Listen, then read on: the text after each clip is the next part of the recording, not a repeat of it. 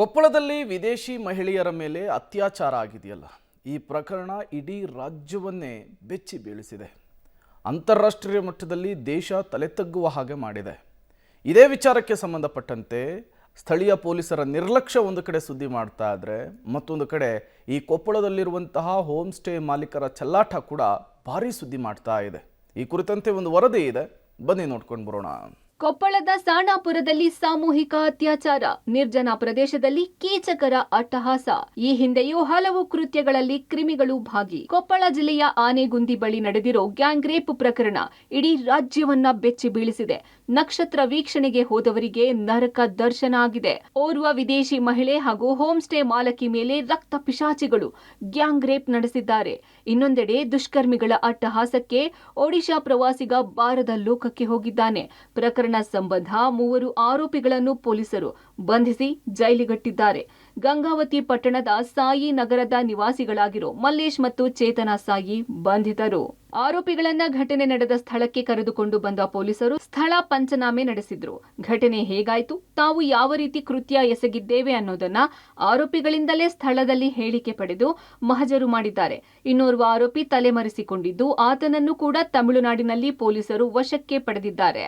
ಆತನನ್ನ ಗಂಗಾವತಿಗೆ ಕರೆದುಕೊಂಡು ಬರ್ತಿರೋದಾಗಿ ಪೊಲೀಸ್ ಮೂಲಗಳು ಸ್ಪಷ್ಟಪಡಿಸಿವೆ. ಸರ್, ಇದು ಈಗಾಗಲೇ ಮಾಹಿತಿ ತಗೊಂಡಿದ್ದೀನಿ. ನಮ್ಮ ಪೊಲೀಸ್ ಇಲಾಖೆ ಅಧಿಕಾರಿಗಳ ಜೊತೆಗೆ ಮಾತಾಡಿದ್ದೀನಿ. ಅವರು ರಾತ್ರಿ ಬಂದಿದ್ದು ನಿಜವಾಗ್ಲೂ ಒಂದು 3 ನಿಜವಾಗ್ಲೂ ಈ ಕೃತ್ಯ ಆಗಬಾರ್ದಾಗಿತ್ತು. ನಿಜವಾಗ್ಲೂ ಬಹಳ ನಮಗೂ ನೋವು ಅನ್ಸುತ್ತೆ. ಈಗ ಸಂಬಂಧಪಟ್ಟಂತ ಅಧಿಕಾರಿಗಳಿಗೆ ನಿನ್ನೆ ಆದ ತಕ್ಷಣನೇ ಮಾತಾಡಿದ್ದೀನಿ. 3 ಸಿಕ್ಕಿದರೆ 3 ಅರೆಸ್ಟ್ ಮಾಡಿದರೆ ಅವ್ರ ಮೇಲೆ ಕ್ರಮ ವಹಿಸುವಂತ ಕೆಲಸವನ್ನ ಮಾಡ್ತೀವಿ.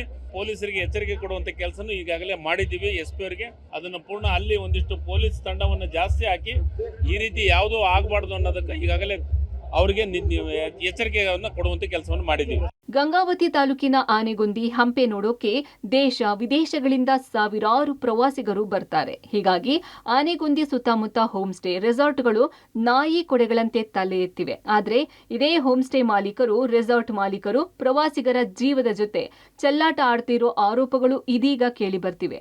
ಇಡೀ ದೇಶವೇ ತಲೆ ತಗ್ಗಿಸುವಂತಹ ಈ ಘಟನೆಯಲ್ಲಿ ಪೊಲೀಸ್ ವೈಫಲ್ಯ ಎದ್ದು ಕಾಣುತ್ತಿದೆ. ವಿದೇಶಿ ಮಹಿಳೆ ಮೇಲೆ ಅತ್ಯಾಚಾರ ಮಾಡಿರುವ 3 ಆರೋಪಿಗಳು ಈ ಹಿಂದೆಯೂ ಬೇರೆ ಬೇರೆ ಪ್ರಕರಣದಲ್ಲಿ ಸಾಕಷ್ಟು ಬಾರಿ ಪೊಲೀಸ್ ಠಾಣೆಗೆ ಬಂದು ಹೋಗಿದ್ದವರೇ. ಆರೋಪಿ ಮಲ್ಲೇಶ ಅಲಿಯಾಸ್ ಹಂದಿ ಮಲ್ಲನ ಮೇಲೆ ಗಂಗಾವತಿ ನಗರ ಮತ್ತು ಗ್ರಾಮೀಣ ಠಾಣೆಗಳಲ್ಲಿ ಅನೇಕ ಪ್ರಕರಣ ದಾಖಲಾಗಿವೆ. ಇತ್ತೀಚೆಗಷ್ಟೇ ಬಸವನದುರ್ಗ ಗ್ರಾಮದಲ್ಲಿ ಕಿರಾಣಿ ಅಂಗಡಿ ಮತ್ತು ಬೈಕ್ ಕಳ್ಳತನ ಮಾಡಿದ್ದ. ಸಾಯಿ ನಗರದಲ್ಲಿ ಶಿಕ್ಷಕರ ಮೇಲೆ ಹಲ್ಲೆ ನಡೆಸಿದ್ರು. ಈ ಎಲ್ಲಾ ಪ್ರಕರಣ ಪೊಲೀಸ್ ಠಾಣೆ ಮೆಟ್ಟಿಲು ಏರಿದ್ದರೂ ಪ್ರಕರಣ ದಾಖಲಾಗಿಲ್ಲ. ಬದಲಾಗಿ ಪೊಲೀಸ್ ಠಾಣೆಯಲ್ಲೇ ರಾಜಿ ಸಂಧಾನ ನಡೆದು ಬಿಡುಗಡೆ ಆಗಿದ್ರು. ಆಗಲೇ ಇವರನ್ನು ಹೆಡೆಮುರಿ ಕಟ್ಟಿದ್ರೆ ಇಂತಹ ಘಟನೆ ನಡೆಯುತ್ತಿರಲಿಲ್ಲ ಅನಿಸುತ್ತದೆ. ಸಚಿವರು ಕೂಡ ಇಂಥವರಿಗೆ ಕಠಿಣ ಶಿಕ್ಷೆ ಆಗ್ಬೇಕು ಅಂತ ಹೇಳುತ್ತಿದ್ದಾರೆ. ಅಕ್ರಮ ರೆಸಾರ್ಟ್ಗಳ ಬಗ್ಗೆ ಈಗಾಗಲೇ ಬಂದಾಗಿದ್ದಾವೆ. ಕೆಲವೊಂದಿಷ್ಟು ಅವರು ಮನೆಯೊಳಗೆ ವೈಯಕ್ತಿಕವಾದಂತ ಇದ್ರೊಳಗೆ ನಡೀತಾ ಇದ್ದಾವೆ. ಆದ್ರೆ ಅದನ್ನು ಅಧಿಕಾರಿಗಳಿಗೆ ಈಗಾಗಲೇ ಸೂಚನೆಯನ್ನು ಕೊಟ್ಟಿದ್ವಿ. ಆ ರೀತಿ ಆಗ್ಲಿಕ್ಕೆ ಅವಕಾಶವನ್ನು ಮಾಡಿಕೊಳ್ಳಲು ಮಾಡಿದ್ವಿ. ಅವರಿಗೆ ಈ ಇಂತಿಂತ ಯಾವ ಪುಣ್ಯಾತ್ಮರಿದ್ದಾರೆ ಇವರಿಗೆ ಕಠಿಣವಾದಂತ ಶಿಕ್ಷೆ ಕೊಡುವಂತ ಕೆಲಸವನ್ನು ಮಾಡಿಸ್ತೀವಿ. ಸರಿ, ಈಗ ಎಲ್ಲೆಲ್ಲಿ ಅಧಿಕೃತವಾದಂತ ಯಾವ ರೆಸಾರ್ಟ್ಗಳದಾವ ಅಲ್ಲೇ CC ಕ್ಯಾಮ್ರಾ ಮತ್ತೊಂದು ಮಾಡ್ತಾ ಇದ್ದೀವಿ. ಆದ್ರೆ ಉಳಿದದ್ದು ಅನಧಿಕೃತವಾಗಿದ್ದಲ್ಲ, ಅವ್ರ ಮೇಲೂ ಕ್ರಮ ವಹಿಸುವಂತ ಕೆಲಸವನ್ನು ಮಾಡ್ತೀವಿ. ಒಟ್ನಲ್ಲಿ ಪ್ರವಾಸಿಗರನ್ನ ಅತಿಥಿ ದೇವೋಭವ ಅಂತ ನೋಡುವ ಪ್ರದೇಶದಲ್ಲಿ 3 ಕೀಚಕರು ಅಟ್ಟಹಾಸ ಮೆರೆದಿದ್ದಾರೆ.